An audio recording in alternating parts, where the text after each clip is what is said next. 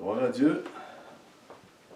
Je salue tout le monde qui sont là via Facebook et ceux qui seront en différé.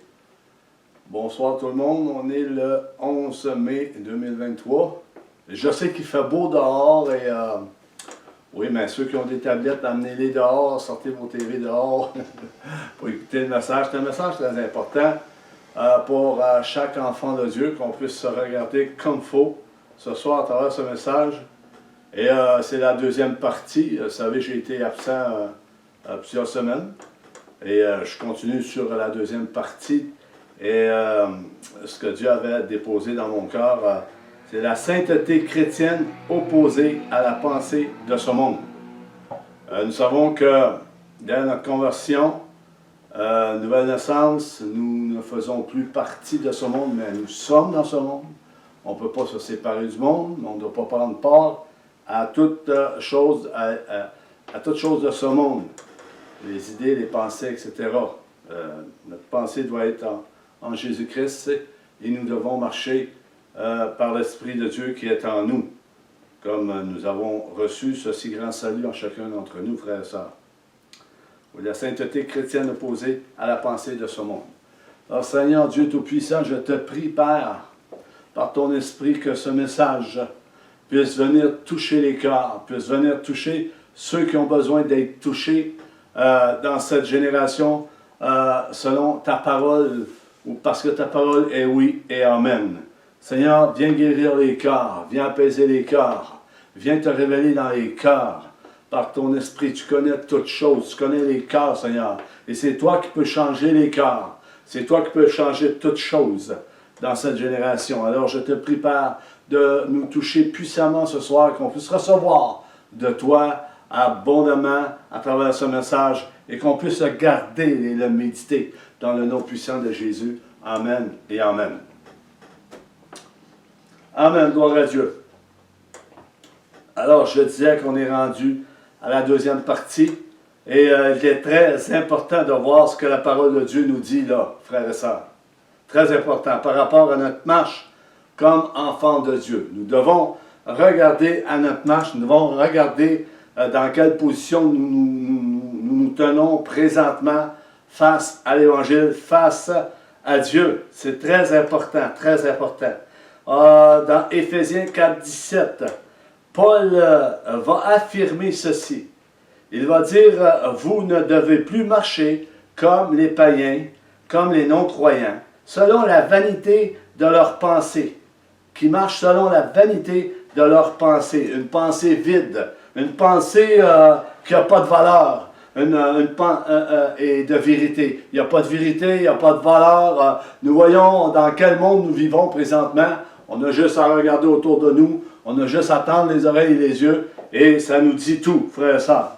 Puisque nous les chrétiens, au mieux les enfants de Dieu, nous faisons partie du corps de Christ. Si nous avons reçu les dons spirituels, si nous avons reçu les dons spirituels par le Saint-Esprit, nous devons nous édifier mutuellement et nous devons bâtir ensemble sur une seule base, sur un seul fondement, par la foi. Et ce fondement est la pierre angulaire qui représente Christ, qui représente le roc, le rocher de notre salut, et qui représente Christ pour parvenir à l'unité de la foi en Jésus-Christ. Amen. Alléluia. Nous devrions plus continuer à marcher et à mener la même vie que nous menions auparavant, frères et sœurs. Nous ne devions plus marcher comme les incroyants. Nous étions de ces nombres auparavant. Marcher selon nos désirs. Marcher selon... je suis un peu perdu dans mes notes, là. Marcher dans des passions que nous avions auparavant. Nous devons marcher avec un esprit renouvelé. Et si nous avons cet esprit renouvelé, c'est que nous sommes nés de nouveau. Nous avons une nouvelle vie, nous marchons de gloire en gloire vers le royaume. Dans Romains 12, 2, ça nous dit ceci. Et tout le monde connaît ce passage de Romains 12, verset 2. Ça dit ceci. Paul dit ceci. Ne vous conformez pas au siècle présent, mais soyez transformés par le renouvellement de l'intelligence, afin que vous discerniez quelle est la volonté de Dieu et ce qui est bon, agréable et parfait. Alléluia. Nous devons discerner. Nous devons être renouvelés dans notre esprit, dans notre intelligence, à savoir où est-ce qu'on est rendu dans notre marche chrétienne avec Dieu. Alléluia. Celui qui affirme demeurer, dans 1 Jean 2,6, celui qui affirme demeurer en Christ doit aussi vivre comme il a lui-même vécu. Jésus avait une vie de prière. Jésus était obéissant à la voix de Dieu. Il avait une vie de prière. Il marchait sous l'onction du Saint-Esprit. Il était tout à fait homme, comme chacun d'entre nous, frères et sœurs. Et la parole nous dit ceci, celui qui n'a pas l'Esprit de Christ ne lui appartient pas. Alors, il faut vraiment marcher par le Saint-Esprit. Qu'on puisse se regarder ce soir, est-ce que tu marches par le Saint-Esprit? Est-ce que tu as les pensées de Christ? Est-ce que tu as la pensée du royaume de Dieu? Toute la vie de Jésus porte sur l'obéissance et cela constitue un exemple pour le chrétien. Ceux qui se disent chrétiens doivent vivre comme le Maître a vécu, puisque tous ceux qui marchent et croient en lui ont droit à la présence et à la puissance de son esprit. Le chrétien doit marcher en nouveauté de vie. On peut regarder l'Église. L'Église, c'est pas un bâtiment, c'est chaque personne que Dieu a choisi pour bâtir son Église en esprit et en vérité. Et nous voyons qu'il manque un peu de maturité dans certaines personnes, il manque un peu de consécration, il manque un peu de repentance, il manque un peu de pardon, il manque un peu de réconciliation. Et Dieu nous parle à travers sa parole. Nous devons obéir à ce que Dieu nous dit. Le Saint-Esprit est donné à ceux qui lui obéissent. Si nous ne sommes pas obéissants à la parole de Dieu, mais le Saint-Esprit, il n'habitera pas en nous. Il faut qu'on soit obéissant à la parole de Dieu. Et nous savons que plusieurs ont rejeté la parole de Dieu. Plusieurs ont rejeté les conseils de Dieu. Plusieurs ont rejeté l'Esprit de Dieu. Ils résistent à l'Esprit de Christ. Dieu est bon. Dieu il résiste aux orgueilleux, mais il fait grâce aux hommes. Il résiste aux orgueilleux. Ça fait que Dieu est là, il résiste contre eux. C'est un Dieu d'amour. Il veut les saisir, il veut les sauver, il veut les arracher des ténèbres. C'est pour cela qu'il résiste aux orgueilleux. Il connaît leur cœur. Il connaît leur cœur. Alors, il faut vraiment être obéissant à la parole de Dieu. Le Saint-Esprit est donné à ceux qui lui obéissent. C'est Acte 5,32, pour ceux qui veulent vérifier. Jésus dit, car je suis descendu du ciel pour faire non ma volonté, mais la volonté de celui qui m'a envoyé. Jean 6,38. Est-ce que nous faisons la volonté de Dieu? Est-ce que nous marchons dans sa volonté? Et laissez-moi vous dire, frère et sœurs, que oui, la crainte de Dieu n'est pas là. Prions pour que la crainte de Dieu revienne au milieu de l'Église. Revienne fortement au milieu de l'Église. Paul dira dans 1 Thessaloniciens 4,5 c'est que chacun de vous sache posséder son corps dans la sainteté et l'honnêteté, sans vous livrer à une convoitise passionnée, comme font les païens qui ne connaissent pas Dieu. Des passions, être passionné, convoiter. Beaucoup ont des passions, beaucoup ils n'ont pas lâché le passion, Ils sont toujours dans leur passion. Ils aiment mieux les choses que Dieu. Ils marchent un peu ici et là. Oui, je crois en Dieu. Non, je ne crois pas en Dieu. Oui, Dieu est là. Dieu n'est pas là. Ils posent beaucoup de questions. Ils sont passionnés. Ils vivent dans la convoitise, comme font les incroyants. Et oui, frère, il y en a au milieu de l'Église. Il ne faut pas se fermer les yeux, les oreilles. La sainteté chrétienne opposée à la pensée de ce monde corrompu. Regardons dans Jacques 4, verset 4-5, qu'est-ce qu'il dit l'apôtre Jacques par rapport à ce monde, par rapport à la pensée de Dieu. Qu'est-ce que Dieu pense? Qu'est-ce que Dieu voit? Dieu dit, adultère que vous êtes, ne savez-vous pas que l'amour du monde est inimitié contre Dieu? Celui donc qui veut être ami du monde se rend ennemi de Dieu. Écoutez bien. Croyez-vous que l'Écriture parle en vain? Une question. Et on pourrait dire, on pourrait poser cette question ce soir aux frères et à ceux qui regardent, qui écoutent le message. Croyez-vous que l'Écriture parle en vain?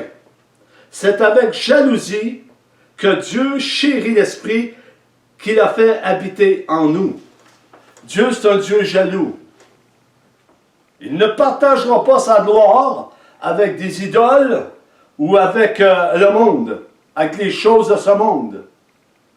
Non, il ne partagera pas sa gloire non plus avec la cupidité et la prospérité qu'on voit depuis des années qui marchent au milieu de certaines assemblées.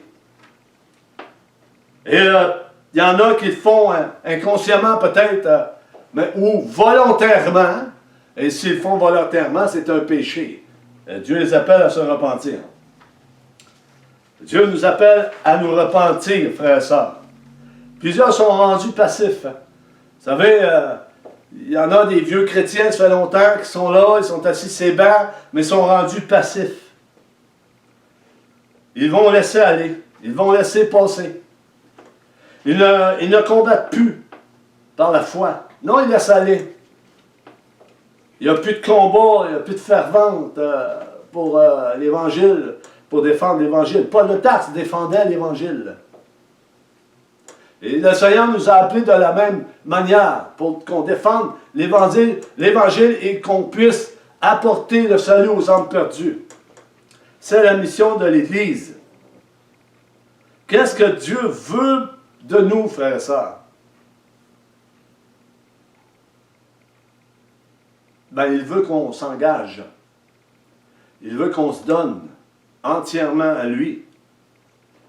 La passivité, il est dangereux de rester dans la passivité, frères et sœurs. Il ne faut pas rester dans cette attitude, parce que cette attitude qui subit des événements sans réagir. Les gens sont là, il y a des événements qui se font, qui ne sont pas corrects. Il y a même des messages qui sont dits que ce n'est pas correct. Et leur attitude, leur réaction sont passifs. Ils ne réagissent pas, ils ne font rien, ils laissent passer. Tout en sachant qu'est-ce qu'ils entendent, ce n'est pas la vérité. Laissez-moi vous dire que ceux qui font cela vont en rendre compte à Dieu. C'est très sérieux ce que je dis ce soir. Ceux qui laissent aller cela vont rendre compte de cela. Parce qu'ils le savent. Ce qu'ils entendent ou ce qu'ils reçoivent, ce n'est pas biblique, ce n'est pas vérité. Ça ne construit pas. Ça n'amène pas à la maturité pour qu'on devienne à la stature parfaite de Christ. Et ça, on voit ça régulièrement au milieu de beaucoup d'assemblées. Et le Seigneur nous interpelle par ce message ce soir, frères et sœurs, à regarder et à examiner profondément les Écritures pour savoir où on est présentement. Les non-croyants marchent avec la vanité de leurs pensées. Premièrement, les incroyants sont spirituellement stériles en ce qui concerne les questions spirituelles et morales. Ils ne peuvent comprendre les choses divines, ni une façon morale de vivre.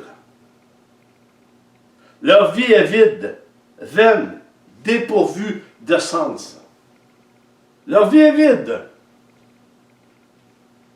Ils n'ont pas la vérité en eux. Ils sont au milieu des ténèbres. Ils se font tromper. Ils se font séduire. Et ils marchent dans cette direction. Et l'Esprit de Dieu parle à plusieurs. L'Esprit de Dieu appelle. Et il appelle, et il appelle. Et plusieurs ferment leurs oreilles. Et plusieurs se moquent. Comme dans l'Ancien Testament. Israël, les prophètes se sont moqués, des faux. Plusieurs. Mais Dieu est vrai, mes amis. Alléluia. Paul dira ceci. Écoutez bien. Vous tous qui écoutez là via Facebook, écoutez bien. Paul va citer cette pensée, cette idéologie de ce monde dans Colossiens 2:8. Il dit, prenez garde.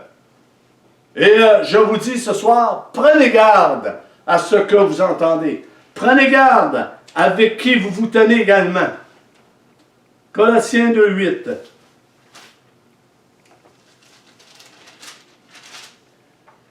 Prenez garde que personne ne fasse de vous sa proie par la philosophie et par une vaine tromperie, s'appuyant sur la tradition des hommes, sur les rudiments du monde et non sur Christ.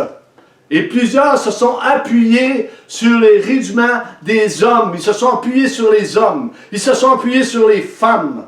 Ils se sont appuyés dans la philosophie, la psychologie, la pensée positive, la prospérité, et non sur Christ.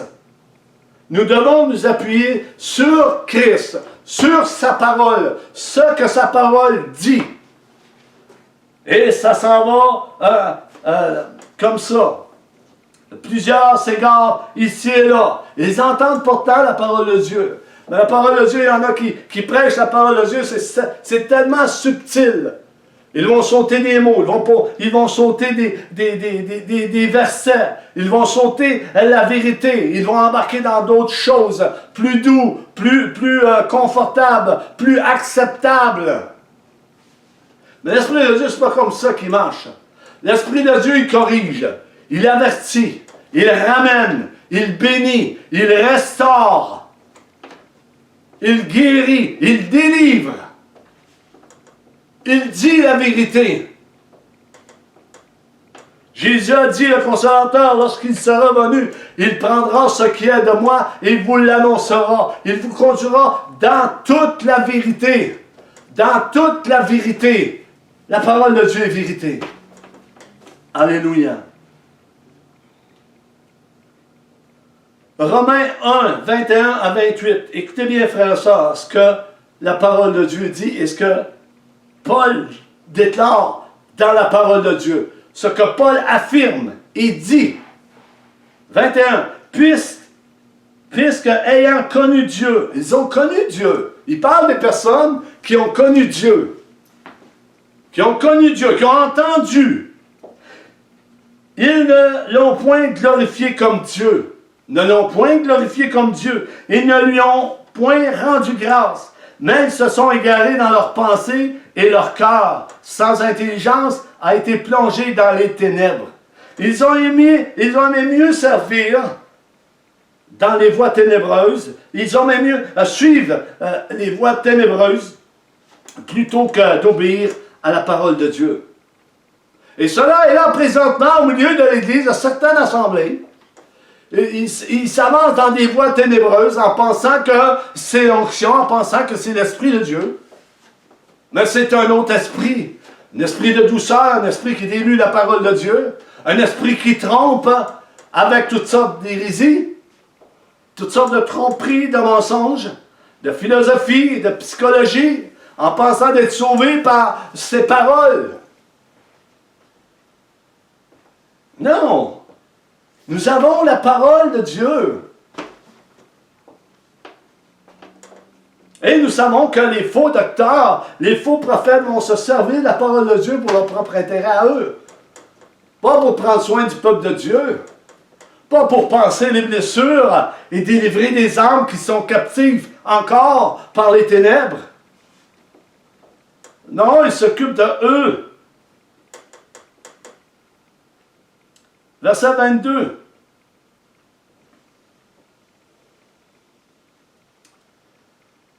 Vous savez, beaucoup sont appelés. Beaucoup ont entendu la parole de Dieu, comme il dit Paul, puisque, ayant connu Dieu, ils ne l'ont point glorifié comme Dieu. Ils ont entendu. Ils ont été appelés. Que dit la parole de Dieu, frères et sœurs? Beaucoup sont appelés, mais il y en a peu qui sont élus. Peu qui trouvent le chemin étroit et resserré qui mène à la vie éternelle. C'est pas parce que vous allez dans l'assemblée, vous êtes assis, vous écoutez des prédicateurs, et il y en a qui vont dire « Wow! » Moi je dis « Wow » à la parole de Dieu, à ce qui est écrit dans la parole de Dieu. Alléluia. 22. Se vantant d'être sages, ils sont devenus fous. 23. Et ils ont changé la gloire de Dieu incorruptible en image représentant l'homme corruptible, des oiseaux, des quadrupèdes et des reptiles. « 24. C'est pourquoi Dieu les a livrés à l'impureté selon les convoitises de leur cœur, en sorte qu'ils déshonorent eux-mêmes leur propre corps. 25. Et eux qui ont changé la vérité de Dieu en mensonge. Ils ont changé la vérité de Dieu en mensonge, et on voit cela dans cette génération. Ils ont changé la vérité de Dieu en mensonge, et plusieurs se font prendre par le mensonge. C'est pourquoi ils se font prendre par le mensonge? Mais c'est parce qu'ils ne vont pas vérifier, ils ne lisent plus, ils ne prient plus, ne sont plus en relation avec Dieu. Ils ne parlent plus avec Dieu, ils n'entendent plus la voix de Dieu, ils entendent la voix des hommes et des femmes. Il entend la voix de ce monde, le prince de ténèbres, le prince de l'air.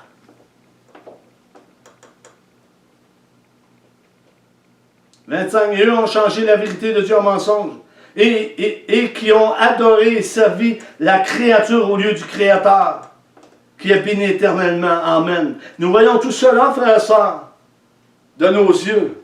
Nous attendons tout cela. Mais il faut qu'il y ait un changement au milieu des assemblées. Est-ce qu'on veut changer? Est-ce que tu veux changer? As-tu soif encore de la parole de Dieu? As-tu soif de l'Esprit de Dieu? Demande-lui d'activer en toi.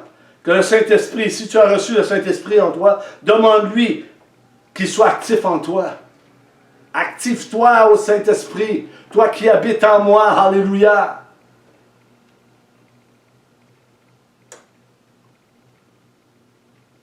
« 26. C'est pourquoi Dieu les a livrés à des passions infâmes, dégradantes, honteuses, flétrissantes, car leurs femmes ont changé l'usage naturel en celui qui est contre nature. » Est-ce qu'on comprend comme faux, frère et sœur, la parole de Dieu qui est citée présentement? Le verset 26, c'est pourquoi Dieu les a livrés à des passions infâmes, dégradantes, honteuses. Car leurs femmes ont changé l'usage naturel en celui qui est en celui qui est contre nature. 27. Et de même les hommes, abandonnant l'usage naturel de la femme, se sont enflammés dans leurs désirs les uns pour les autres, commettant homme avec homme des choses infâmes, honteuses, dégradantes, et recevant en eux-mêmes le salaire qui méritait leur égarement. Nous voyons cela dans cette génération, hommes et hommes, femmes et femmes, des transgenres. des drag queens qui prennent place un peu partout. Et ça va augmenter de plus en plus, frères et sœurs. Nous devons faire la différence. L'Église doit faire la différence. Et il faut qu'il y ait des messages pour qu'enfin que le peuple de Dieu soit secoué quelque peu dans leur âme, dans leur cœur, dans leur esprit, pour qu'ils comprennent ce que Dieu veut pour chacun d'entre nous. Nous devons faire une différence. Nous voyons qu'il n'y a pas de différence. Nous voyons le monde dans l'Église et l'Église dans le monde. Nous voyons une idéologie, une pensée qui est là, qui entraîne beaucoup d'enfants de Dieu dans l'égarement et dans l'erreur. Nous devons prendre position. Alléluia. 28. Comme ils ne se sont pas souciés de connaître Dieu, Dieu les a livrés à leur sens réprouvé pour commettre des choses indignes. Écoutons bien, frères et sœurs, qu'on puisse tendre l'oreille. Toi qui écoutes ce message ce soir, qui est là devant l'écran, qui est là sur Facebook, sur les réseaux sociaux, que tu sois dehors, dans ta chambre, dans le salon, sur ton écran, écoutons bien.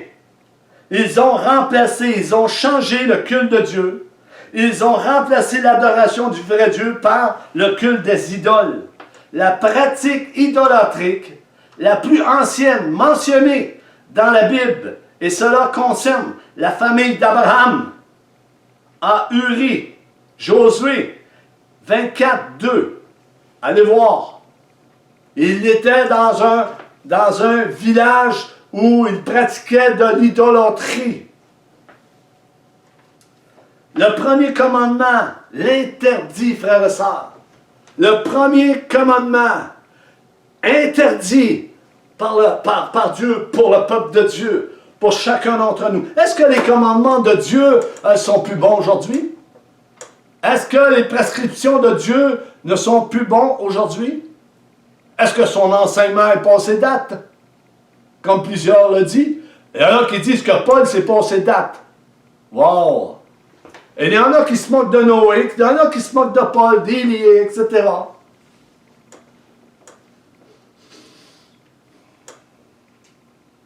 Le premier commandement interdit, Exode 23:5. On va aller le lire, Exode 23:5. Vous avez votre Bible ou...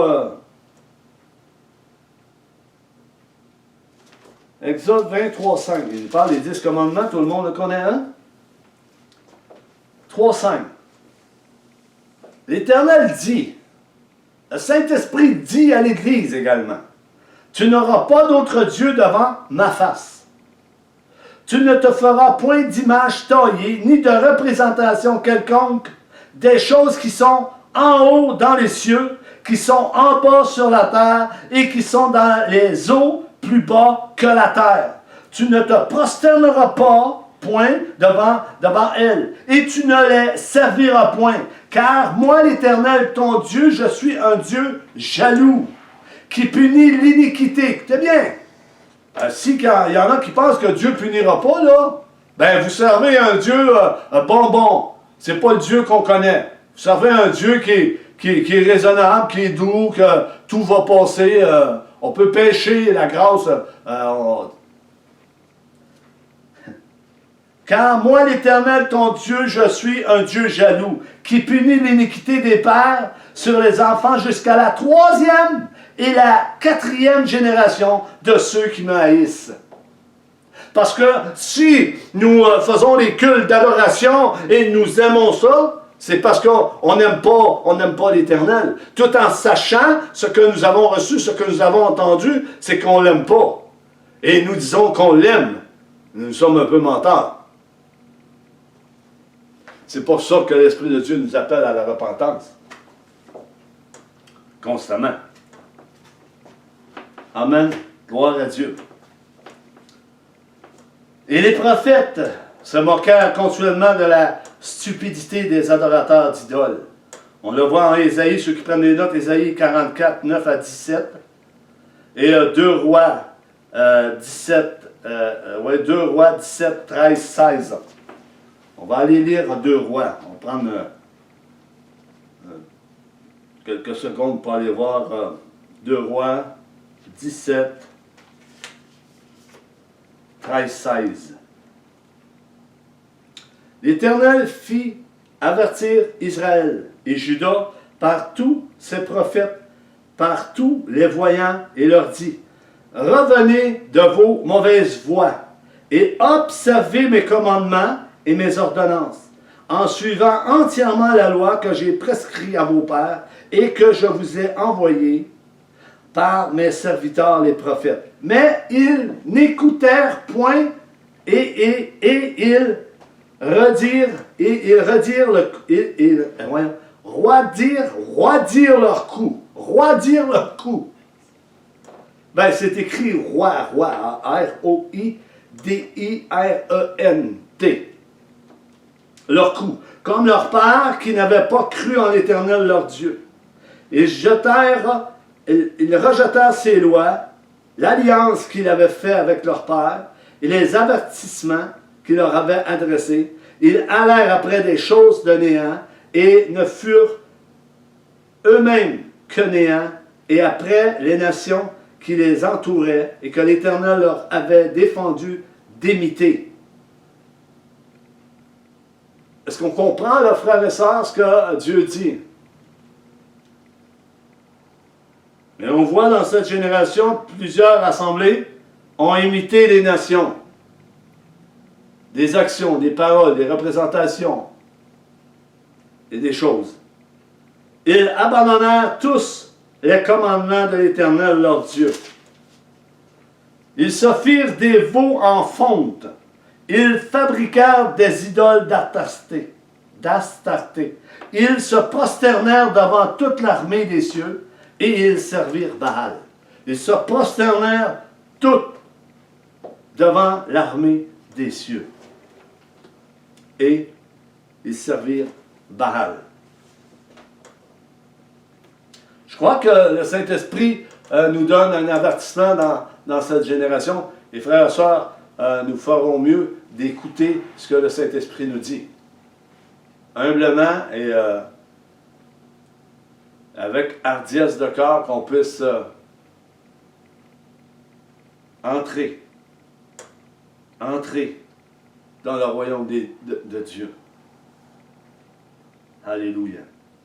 Des adorateurs d'idoles. Les démons se font souvent passer pour les faux dieux. 1 Corinthiens 10, 20 pour ceux qui prennent des notes. Il y a des cultes d'adoration dans ces temps-ci. Il y a des cultes qui se font depuis des années au milieu de l'Église. Le culte de la prospérité est un culte idolâtrique. Un culte de la prospérité est un culte idolâtrique. Le culte des fêtes païennes est un culte idolâtrique. Idolâtre. Dieu jugera les idolâtres. Il y a une forme d'idolâtre, frères et sœurs, plus subtile, qui consiste à élever une chose ou une personne à la première place dans notre vie, à la place de Dieu. Dieu a toujours averti son peuple et mis en garde contre la tentation des idoles. Romains 1, 25. L'amour immodéré de certaines choses est de l'idolâtrie.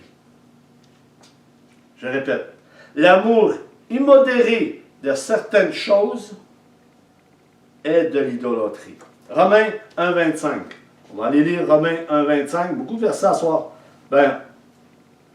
Romains 1, 25.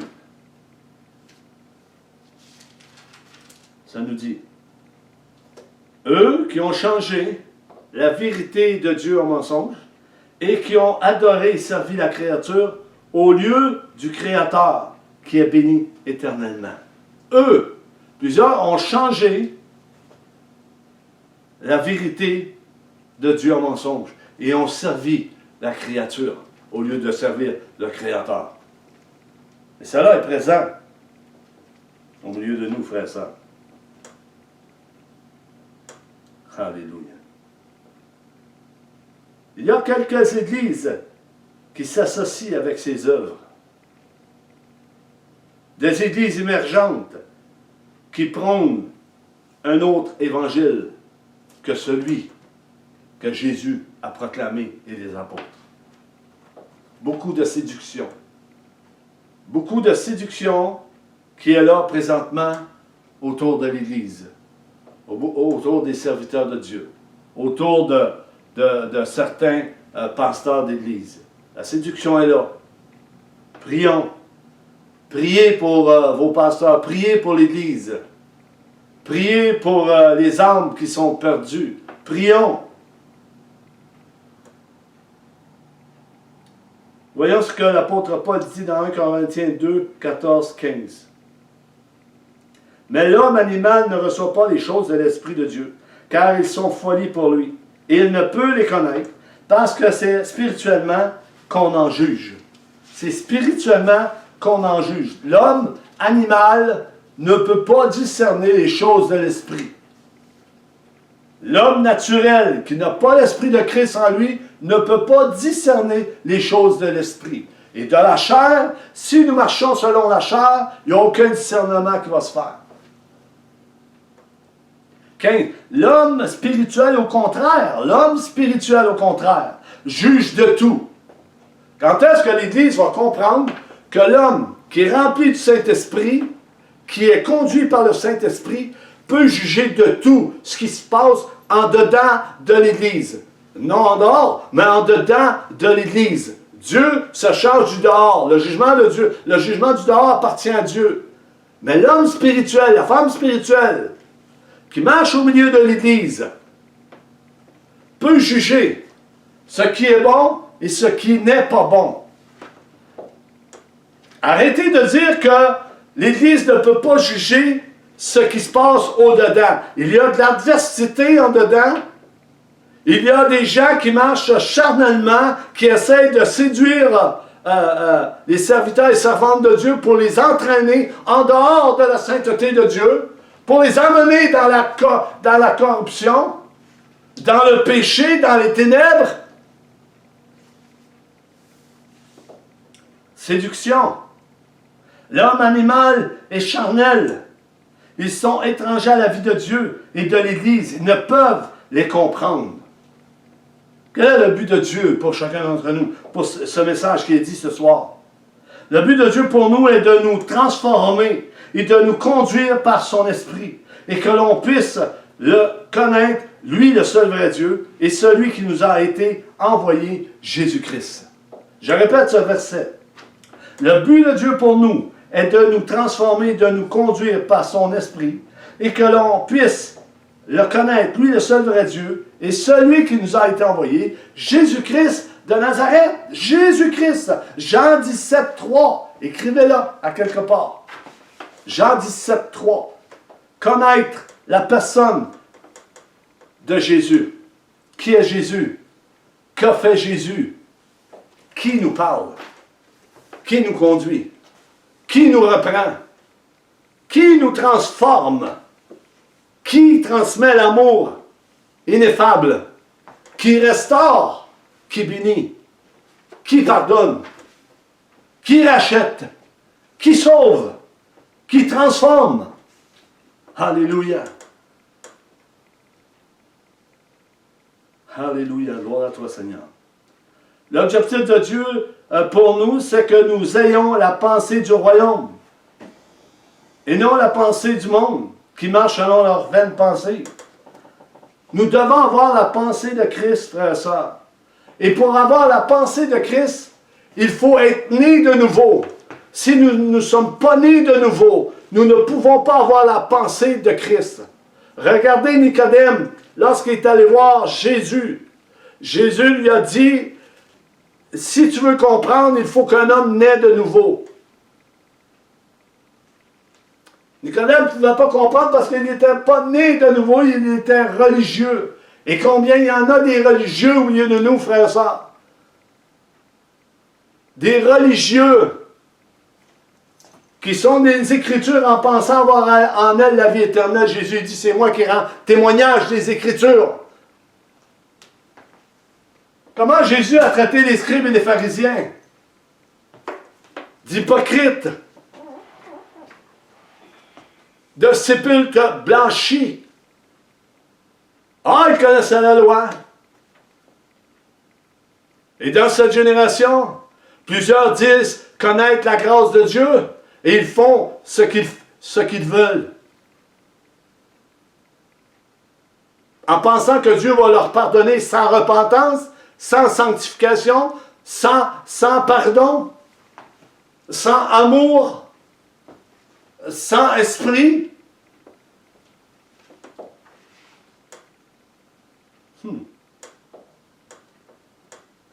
Moshé, non comme les non-croyants qui sont totalement ignorants des vérités divines, comme nous avons vu précédemment dans 1 Corinthiens 12, 14. Je vais le répéter. Mais l'homme animal, l'homme naturel ne reçoit pas les choses de l'Esprit de Dieu, car elles sont une folie pour lui, et il ne peut les connaître, parce que c'est spirituellement qu'on en juge.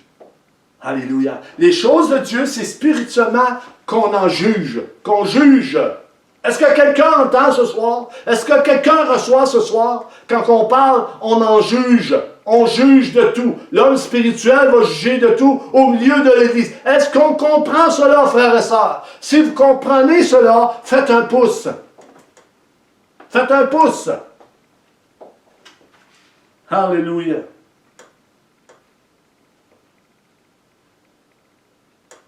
Même au milieu de l'Église, plusieurs ne comprennent pas le langage de l'Esprit. Prions. Plusieurs ne comprennent pas le langage de l'Esprit. Ne savez-vous pas que Jésus a dit à la foule, « Ne comprenez-vous pas mon langage? Jusqu'à quand je vais être avec vous? » Je vous l'ai dit, je vous l'ai annoncé, et vous ne croyez pas. Plusieurs sont incrédules. Et si on est incrédule, frères et sœurs, Dieu ne fera rien. Pas de guérison, pas de délivrance. Pas d'âme sauvée.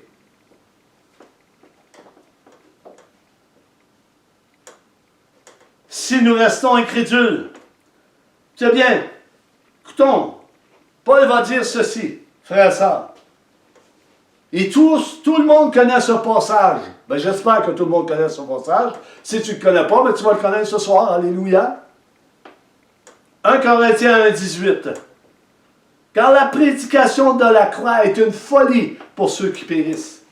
Mais pour nous qui sommes sauvés, elle est une puissance venant de Dieu. Elle est une dynamite qui habite en nous. Et cette dynamite, c'est le Saint-Esprit qui nous vivifie. C'est le Saint-Esprit qui nous conduit. C'est le Saint-Esprit qui révèle toutes choses à notre esprit.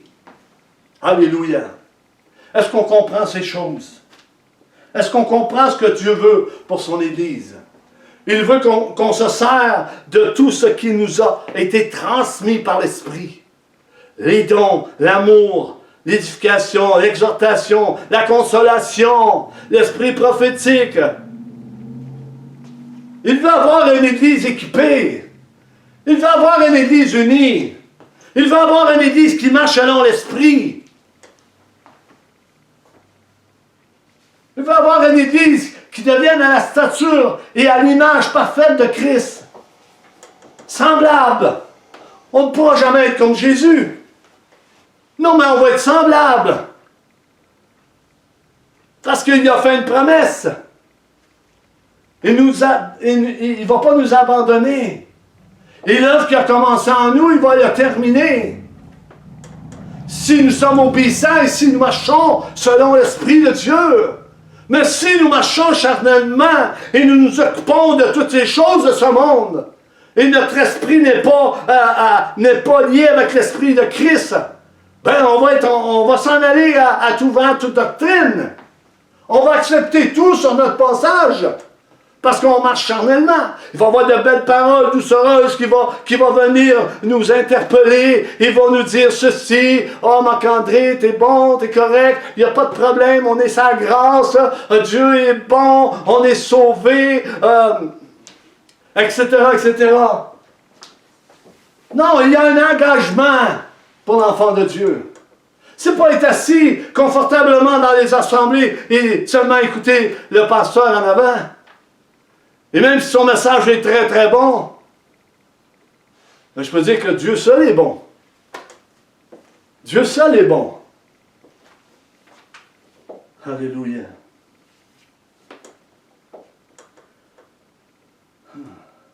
L'homme animal ne reçoit pas les choses de l'Esprit de Dieu, car elles sont une folie pour lui, ils ne peuvent les connaître, parce que c'est spirituellement qu'on en juge.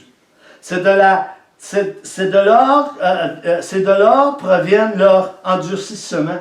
C'est là que vient l'endurcissement spirituel, volontaire. Et c'est volontaire. Et leur aveuglement moral, volontaire. Parce qu'ils ont entendu l'Esprit de Dieu. Ils ont connu Dieu. C'est devenu volontaire de ne pas accepter, de croire que Jésus-Christ s'est fait crucifier, qu'il est mort et ressuscité le 3e jour pour sauver quiconque croit en lui. Tout le monde connaît Jean 3,16. Alléluia. Volontaire, Romains 1, 22, 21, 24 qu'on a vu déjà précédemment. Puisqu'ayant connu Dieu, il dit pas, ayant connu Dieu, ils n'ont point glorifié comme Dieu. Ils n'ont point glorifié comme Dieu. Ils s'en foutaient carrément. Alléluia.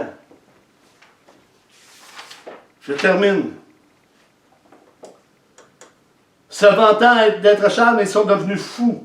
Et ont changé la gloire de Dieu incorruptible en image représentant l'homme corruptible, des oiseaux, des quadrupèdes, des reptiles. 24, c'est pourquoi Dieu les a livrés à l'impureté selon leur convoitise de leur corps, en sorte qu'ils déshonorent eux-mêmes leur propre corps. Ils déshonorent leur corps, leur désir, leur passion, leur justice, l'amour de moi, l'amour de l'argent, le plaisir, les divertissements, les fêtes, les convoitises, la corruption, l'adultère, le mensonge, l'idolâtrie, l'envie, le mal. Quoi? Le mal. Il y en a qui aiment mieux le mal que le bien. Et on le voit dans cette génération-là. Ils vont appeler le bien mal et le mal bien. Et cela rôde alentour de l'Église. 2 Timothée 3, 1, 7, ça nous dit « Sache que dans les derniers jours, il y aura des temps difficiles. Car les hommes seront égoïstes, amis de l'argent, fanfarons, hautains, blasphémateurs, rebelles à leurs parents, ingrats et religieux. 3. Insensibles, déloyaux, calomniateurs, intempérants, cruels, ennemis des gens de bien, traîtres, emportés, enflés d'orgueil, aimant le plaisir plus que Dieu. Ayant l'apparence de la piété, mais reniant ce qui en fait la force, éloigne-toi de ces hommes-là, éloigne-toi de ces femmes-là, éloigne-toi de ces ministères-là, éloigne-toi de ces doctrines qui sont fausses. 7. Apprenant toujours et ne pouvant jamais arriver à la connaissance de la vérité, n'arrivant jamais à la sanctification, à la repentance, à changer. Il est important de constater les temps dans lesquels nous marchons, frères et sœurs. Où est l'évangile de vérité dans plusieurs domaines de la vie chrétienne? Où est rendu l'évangile? En conclusion, vous ne devez plus marcher comme les païens. L'Église qui a été choisie par Jésus-Christ ne doit plus marcher comme les non-croyants selon la vanité de leurs pensées. Éphésiens 4, 17. Cela est un mode de vie qui est contraire à la volonté divine et auquel les chrétiens sont invités à renoncer à leur ancienne vie pour suivre les voies du Seigneur Jésus-Christ. Qu'elle dit dans Galates 2, 20? Tout le monde connaît ce passage. J'ai été crucifié avec Christ. Tu as été crucifié avec Christ. Et si je vis, ce n'est plus moi qui vis, c'est Christ qui vit en moi. Et si je vis maintenant dans la chair, si je me peins, c'est de la chair, Je vis dans la foi au Fils de Dieu qui m'a aimé et qui s'est livré lui-même pour moi. Nous devons retenir ce que Jésus a enseigné et a déclaré par le Saint-Esprit. Obéir par la foi aux Écritures. Nous ne vivons plus pour nous-mêmes, frères et sœurs, avec nos désirs, nos passions, mais nous vivons pour le Seigneur. Les choses anciennes sont passées et toutes choses sont devenues nouvelles. 2 Corinthiens 5, 17. Si quelqu'un est en Christ, il est une nouvelle créature. Les choses anciennes sont passées. Voici, toutes choses sont devenues nouvelles. Alléluia. Nous devons marcher selon l'enseignement de Jésus. Selon ce que les apôtres ont prescrit par la suite. Nous devons réaliser notre état spirituel en ce moment. Alors, Père Céleste, je te prie que ce message, Seigneur, puisse toucher chaque cœur et que ce message puisse tomber dans une bonne terre et qu'elle puisse rester, Seigneur, et qu'elle porte du fruit en abondance pour ton royaume, Seigneur Dieu, et au milieu de ce monde corrompu qui s'en va, Seigneur, dans un désastre, dans un mur, Seigneur Dieu, de destruction. Je te prie de toucher, Seigneur, de toucher tes serviteurs, tes servantes. La moisson est grande. Puisses-tu les envoyer remplis de ton esprit, Seigneur. Remplis de ton esprit pour qu'enfin qu'ils reçoivent le pardon des péchés et qu'ils reçoivent la vie éternelle en Jésus-Christ. Amen. Alléluia. Je vous laisse là-dessus. Je vous aime. Et on se dit à la semaine prochaine. Non, à la prochaine, Dieu voulant. Alléluia.